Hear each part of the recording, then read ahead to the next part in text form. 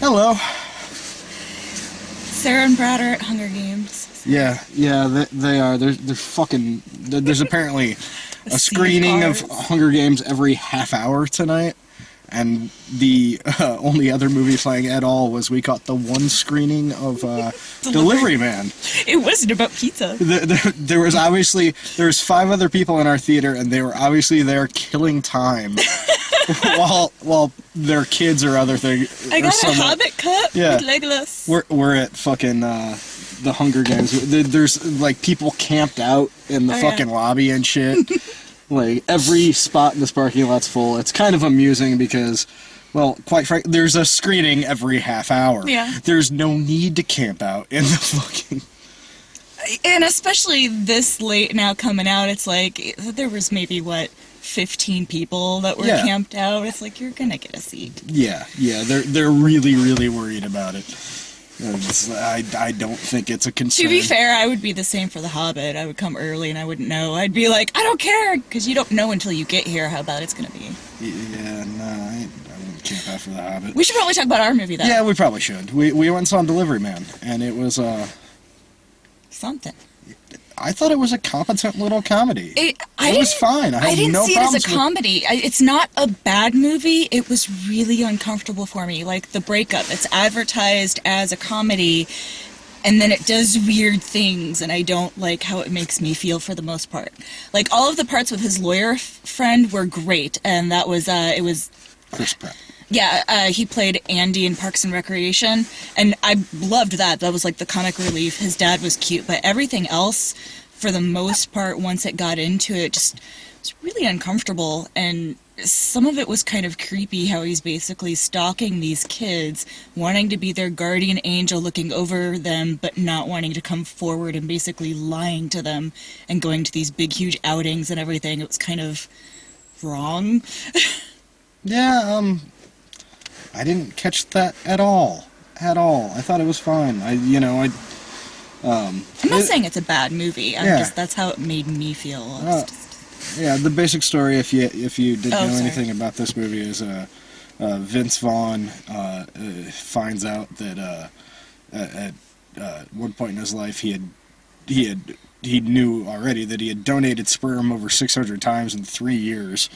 And it turns out that he has 533 biological children, and about 140 of them are suing to find out his identity. Well, yeah, and the thing is, from the trailers, it made it seem like they were suing for child support or something, because I've actually done stories on that and What the Fuck, where they were going after donor parents for money after all. So that was the impression I was under, but they're just suing to find out his identity. And oddly enough, I mean, spoilers and everything if you haven't ever seen these, his side is right with the confidentiality agreements, because their argument was that, well, the children didn't choose confidentiality, and it's like, you can't have every kid wanting to know who the donor was and everything. And there are cases of parents going after the donors, and then donors coming to the parents and wanting to be involved in their lives. So it kind of is this social issue within this movie as well, mixed in. And the kid with cerebral palsy or whatever, I don't know, the wheelchair kid, he's got one kid that's disabled. Yeah. And I was really trying to figure out if they actually used a disabled kid or if it was an actor. But either way, it was just really kind of heart-wrenching, like the way they zoomed in and just the interaction, not in a bad way necessarily, but just there's so many heart-wrenching moments in this movie. And then there's the little nitpicks of this guy, God, brain fart. David, not you, but Vince Vaughn, David in the movie. I was trying to oh God, I've slept very little. He goes into where the kid's being held, because he's in a mental facility, or a handicap facility, and he's like, oh, I'm just a friend, and they're like, oh, okay, spend the day with him. I'm like, where are the other parents? And in these facilities, they're just like, okay, you're a friend, go in there. And again, those are little nitpicks or whatever, but it goes from him seeing positive things when he first decides, because he gets all of these profiles and pins them up on his wall and decides to check up on his kids. and he finds out that one's like a famous basketball player, the other one's this barista, and then he helps him get an acting job. And so it's fulfilling. The next one he saves from like suicide, and it kind of goes from there. And they have like this huge get together in the woods of all the brothers and sisters, and he's like infiltrated this as, you know, their friend, saying that he's the adopted father of the, you know, disabled kid. And it was just really weird, and I just felt it was kind of wrong that it's like you're not coming forward, which of course he does by the end, but it's just kind of like playing these people and like getting to know them, wanting to help them, and basically, you know, not coming out to them. And just, you know, I'm surprised they weren't like, really, it was you? Like, there was no conflict when they found out it was him. It was just like, yay, versus you lied to us, like, you know. Well, you know, it's yeah, I think you're reading way too far into it. I think it was just it was a cute little movie.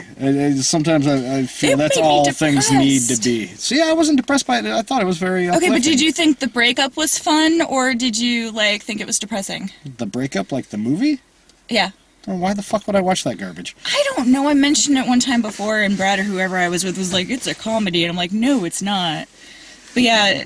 Which movie was the breakup? Vince Vaughn and Jennifer Aniston. Oh wait, yeah, I've seen that. That was a comedy. What is wrong with you people? These things are like depressing as hell. Like the breakup was way more depressing. It was a comedy. No, it wasn't. Yeah, it was. It's a comedy, and this was a comedy too. Yeah, it had touching little moments in it, but it was a comedy at heart. I mean, see, I thought it was. I mean, if you look at movies like Observe and Report, Punch Drunk Love, where they have comedy moments and lighthearted moments, but there's just those scenes that just make you feel consider both those movies, and tug at your heartstrings. Well, it doesn't mean it's not a comedy, though. I mean, it's, you know, it's not like action movies can't have jokes and can't have drama in them too. It's just. See, I see it more of, you know, like comedic moments, but not a comedy. I think the overall movie is that would be considered a comedy very much. Same with Observe and Report and Punch Drunk Love. Punch Drunk Love to a certain degree is a little weirder and out there, but it's still, I think, a comedy. It's not, it's not necessarily hit your fucking funny bone, make you laugh out loud all the time comedy, but it's still a comedy. I mean, the basic premise of this movie is very comedic. It's handled maybe not, a way that a lot of people would be used to consider a comedy, but I'd say it's a comedy. It's a it is very by the numbers. It is very straightforward when it comes to the story. Like it's very, very predictable. It is. A lot of parts are. But at the same time, I thought it was. I can't come up with a whole lot of flaws about it. I thought the part with the handicapped kid, while very sweet, was a little forced, but it was sweet enough to work. The one part that really didn't work with me is one kid figures it out halfway through and just Vigo. starts living with him. Oh my god, and that went on way too long. That was the only thing. That went on way too long, like, but the main problem with it wasn't for me how long it went on or it's just the kid. Did it happen? The kid who was playing it was fucking awful. These are like maybe they're what, probably 20s or like ranging minor to young adults. Yeah, early 20s at the oldest probably. Because they're saying 91, so yeah, the oldest one would maybe be 22. Yeah, all these kids just get along and then want to know the father. Oh, the chick that was going to commit suicide. She wasn't committing suicide, she was ODing on heroin. Oh, I thought she was a purposeful OD, though. No, she was... Oh, see, I'm sorry. I thought she was trying to kill herself by ODing. Either way, though, it's like he poses as her father because he saved her life, so it's like kind of this, oh yeah, he's my father, but they're playing a part. And then the doctor, and it's like this, it went on a little long, like maybe 2 ways back and forth, where she's like, well, tell your daughter that she needs to get help, and he goes over to her, and he's like, blah, blah, blah, and goes back to the nurse. And the thing is, they're like, okay, well, you're, her father, you need to sign her in. And I'm like, so she's a minor, and she's living at some apartment, something or other with the drugs or whatever, and it's just kind of, they had these moments which, it's a movie, whatever, it just kind of on me where it was just the medical staff being like, oh, okay, you're a friend. Go hang out with the disabled kid. We'll leave you alone with him all day. It's cool. You want to take him out of the facility? Go ahead. Yeah, I mean, you gotta take a certain suspension of disbelief into. Well, there wasn't that much wrong with the movie, so those things like that, like the only thing. But like going into like a fucking care home like that, like, that's, I'm sure, and depending on the situation, how that facility's run, not that far. Like taking the kid out of there, maybe that's a little off. But I mean, at the same time, when that happened in the film, I didn't think twice about it. It's not like he took the kid on a fucking joyride or anything, And my question was how the kid, who obviously couldn't really file to know his father, he doesn't say one word. Yeah, that was my question about that, but at the same time, whatever. It's I was surprised that I didn't absolutely hate this movie. I don't love it by any means. It's not something I'm ever gonna feel the need to rewatch, but I don't feel like I wasted my time. It didn't bother me at all. It was enjoyable to watch. It was Vince Vaughn was actually quite good in it. Yeah, it very easily could have gone slapsticky and just crazy, but it was just very. It could have, and he's still very much Vince Vaughn in it, but he's not doing the over the top talk and ramble and like pushing the speech thing. But he has some very nice little quiet moments in it that you don't get to see him do often. And Brad and I talk about this every once in a while. It's a shame we don't see more of him acting like that, because I feel he's actually a solid actor. He just chooses to do a lot of shitty movies. Chris Pratt was great. I'm a big fan of that guy. Robin from How I Met Your Mother, I forget her name. Colby Smulders. Yeah.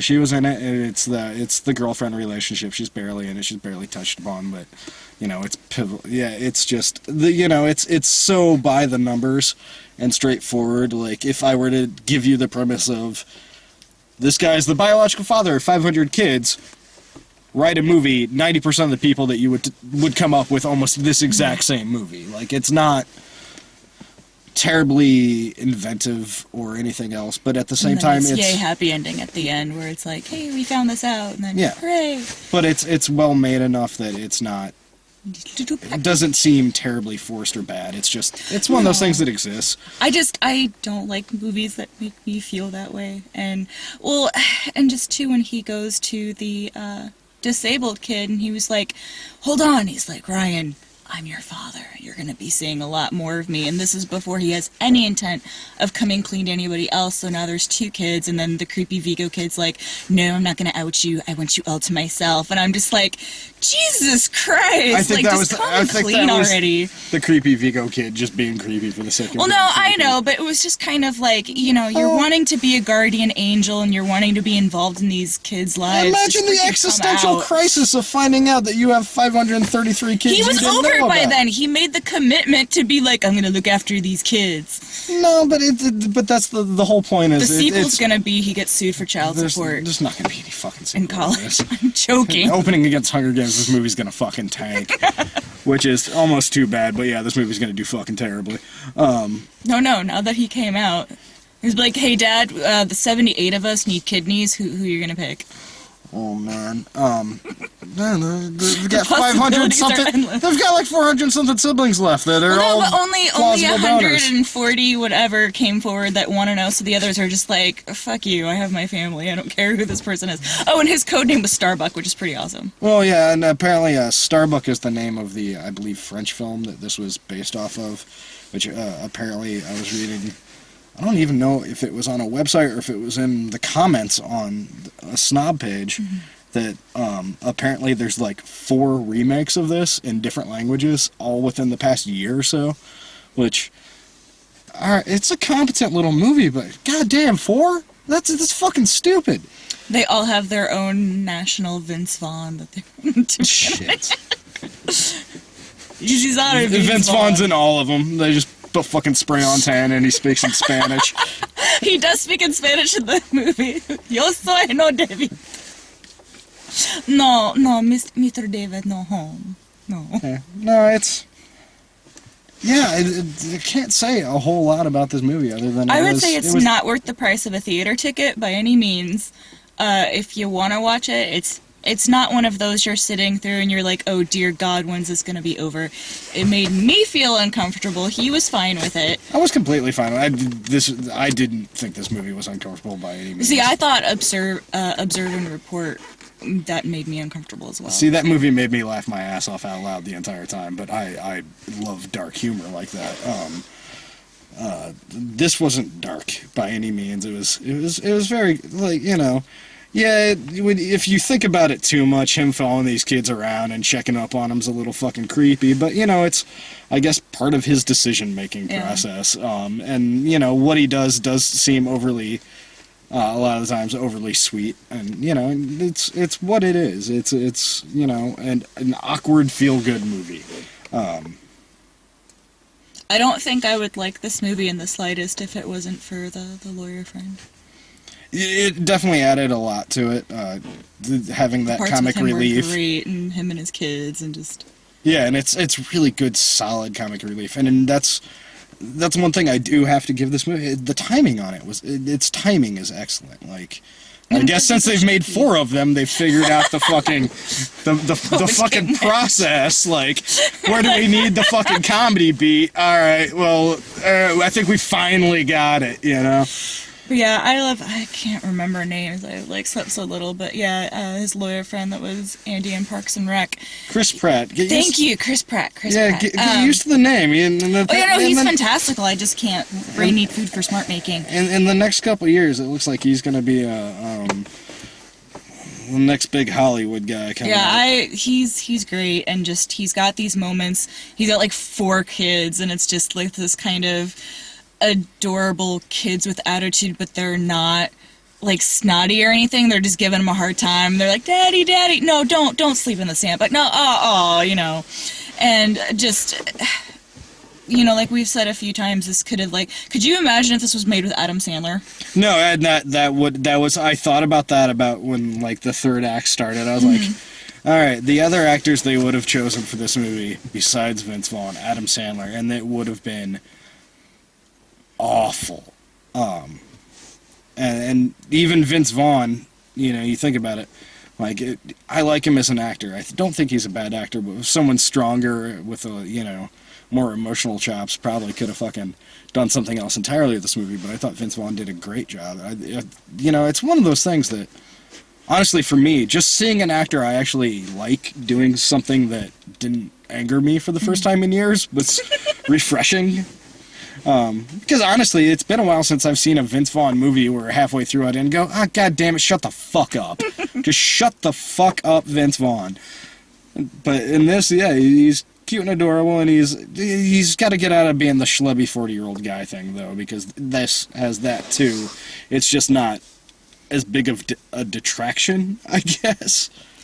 I don't know. I think he's fallen into one of those things where he's just very typecasted now, and at least he's breaking free of the, you know, fast talk, shticky, sly. But see, that's the thing. It's not that he's typecast, because he chooses to do these movies. He's got enough clout. Yeah, but if you aren't getting certain parts, and then somebody else is like, "Here, do this," are you going to be like, "No, I'm going to try out for that"? No. He's got enough clout and enough money now that he could do pretty much, honestly, whatever the fuck he wanted to. Those sticky rules, though. If Vince Vaughn went to a studio and said, listen, I want to do a remake of fucking, you know, Bullet starring me, they'd probably let him fucking do it. I mean, I personally would shit my pants and be angry as hell, but, you know... I want to do the vagina monologue. No, they'd let him narrate, goddammit. They would let him do that. Pussy talk. They'd let him do it. That's all I'm saying. I'm not saying it's a good idea. I'm just saying they would let him do it. And then you get sent to Pussy Talk starring Vince Vaughn. Well, and that's... Get angry. That's the thing about Vince Vaughn is... Even the fucking internship that I thought was a fucking piece of shit earlier this year... I don't know the exact numbers, but I'm sure it made its fucking money back, because he's one of those... the Google one, right? Yeah. He's one of those guys that his movies almost always do well. So, you know, he can do whatever the fuck he wants to at this point. I like him in Starsky and Hutch. I like him... Yeah, even that movie did fucking... I like Starsky and Hutch. Not as a accurate portrayal. I like spoof movies in that way. But anywho, speaking of movies with Ben Stiller, should we do previews?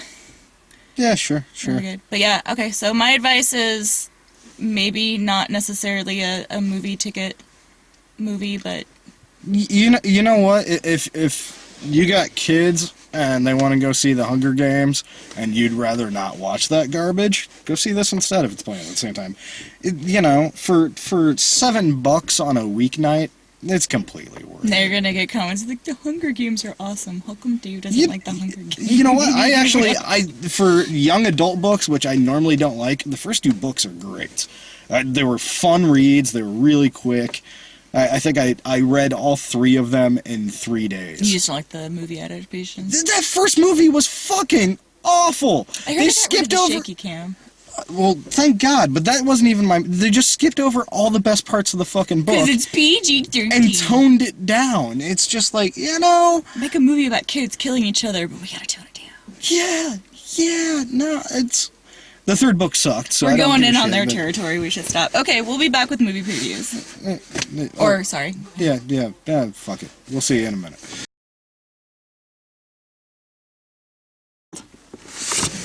We're back. Were you groping the air? I do that sometimes, yeah. So, movie trailers. What the fuck did we get? The first one that I don't remember ever seeing before was the Ben Stiller one, where he's like... having very vivid hallucinations of his world. The Secret Life of Walter Mitty. Yeah, we've been getting that trailer a lot in the don't see them that often. Past 3 or 4 months. This one was actually a new trailer for it.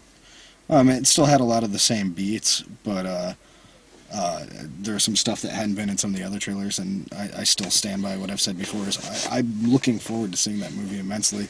It just reminded me of if the kid from Sidekicks grew up and had a lifestyle that he's still having vivid hallucinations, just not about Chuck Norris. Well, if I'm not mistaken from what someone in the comments told me once and what I've looked up since then, The Secret Life of Walter Mitty actually predates all of that. So it's a prequel? Yes. Yes, it's a prequel to Sidekicks. I knew it, so that's like his This is his grandpa. father. Yeah, it's a genetic disease. No, it's not his father. His father's in Sidekicks, so maybe that was his adopted father. Yeah, well, no, and he was a sperm donor, yeah, and it all ties biological father, in. yes. Anywho, we got like, I'm not sure what this trend of guy chick flick movies is, but I'm watching them. There was 2 previews that we got where it's very set up like a, hey, let's get in relationships and shenanigans and girl power, but it's dudes, and it's just the same type of comedy feel. And I'm not saying it's necessarily going to be bad. I don't know. It was just really foreign and weird to see guys in that. No, there's been the one trailer you're talking about was About Last Night, which is a remake. So that's... That movie, the original's not even that fucking old. Is that the one with the 2 couples, or the one with like the 4 guy friends? 2 couples. Okay, see, I can't even keep them straight. Yeah, that's the one with Kevin Hart. I don't like chick flicks with chicks. I don't want to see with guys. And that's it is. I think the trailers, their focus. It is. Probably they're focusing on Kevin Hart a lot because he's funny and he's going to put asses in seats, but he's a side character. It's really not a movie about him. He's like the supporting character role. Like Chris Pratt's in the trailer so much for Delivery Man, but he's not in the movie as much as it makes it seem. It's going to be that again, but that's a remake, and I can't give a shit about that movie at all, except for it took me a few times seeing this trailer to finally fucking put it together. And there's a scene where in the trailer where dudes dressed as they're at a Halloween fucking party or some shit like that, and dude's dressed as a guitar player, and it's like, he kind of looks like Jimi Hendrix, but not quite. It's not quite that flashy. And then the girls are talking in the bathroom, and the one's dressed as obviously Tina Turner, and I put it together. Dude's dressed as fucking Ike Turner. They're couple dressed as Ike and Tina. And I'm hoping to God, and this sounds horrible, but I hope there's a scene in the movie where he smacks her dressed as Ike Turner. I don't think that's gonna happen. I don't think it's gonna happen either, but I want to see do it. it as like a joke, be like, woman, be like, oh no, did you do that? But what's the other one with the 4 friends? I don't know. It's the fucking new Zac Efron movie coming out with the dude who was in 21 and Over and the black kid from Chronicle. Yeah, I can't. His name's Michael Jordan, actually. There you go. You remember that?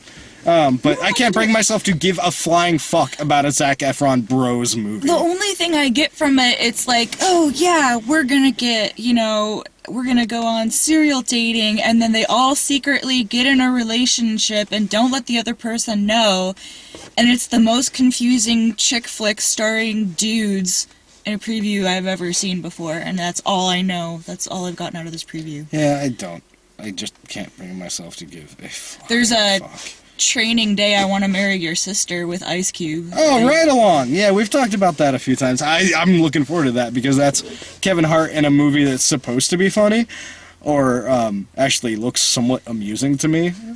I'll go see fucking Ice Cube and that little man. Oh, police officer, and I'm gonna take you along on Murder's Place and give you a big ass motherfucking gun, take you to the ghetto to marry my sister.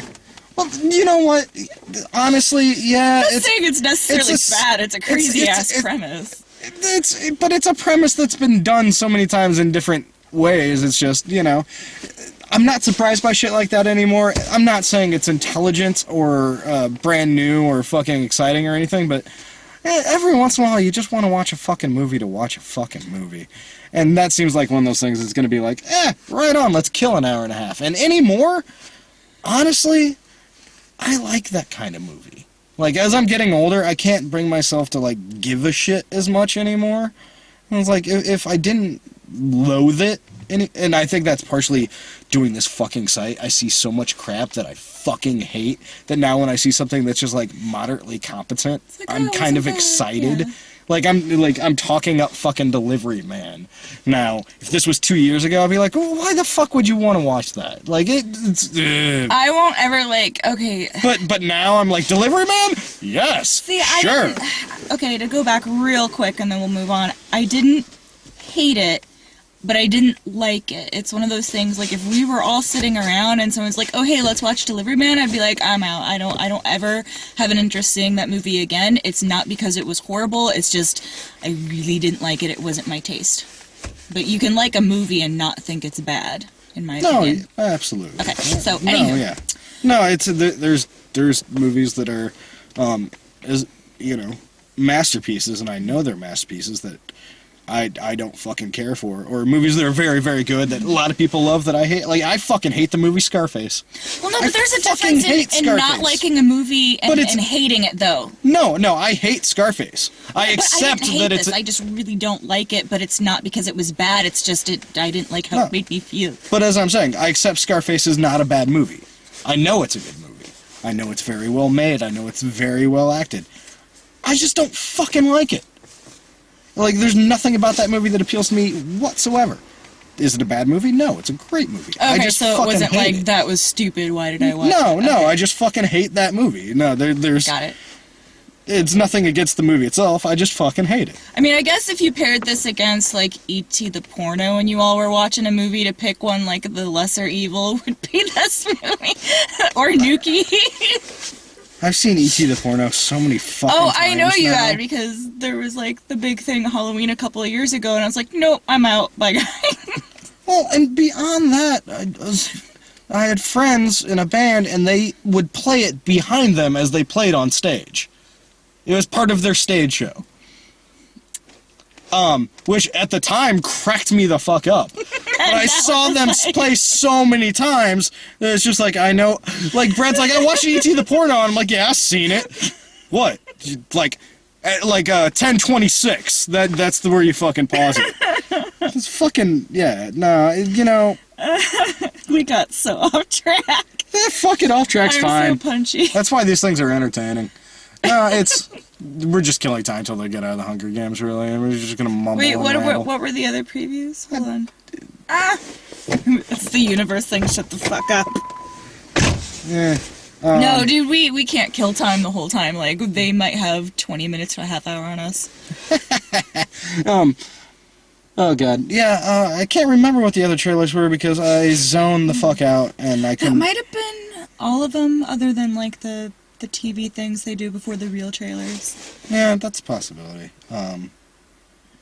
Yeah, no, it's...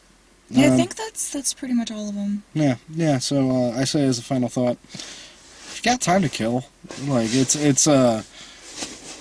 it's predictable and very, very straightforward, but it's well done enough. It's not bad. It's nice to see Vince Vaughn act again. It's not predictable in the really type of way where you're just... No, it's not painfully predictable, but you know what's going to happen a lot of the times. Nothing's fucking surprising. It's fine for what it is. That's really all it was to me. It made me feel feelings I didn't like. Yeah, whiskey does that too. It doesn't mean you stop drinking. I like the feelings whiskey makes me feel. Yeah, whiskey. I want some whiskey. Yeah, fuck it, Sounds let's like get I'm it ready over. to whiskey.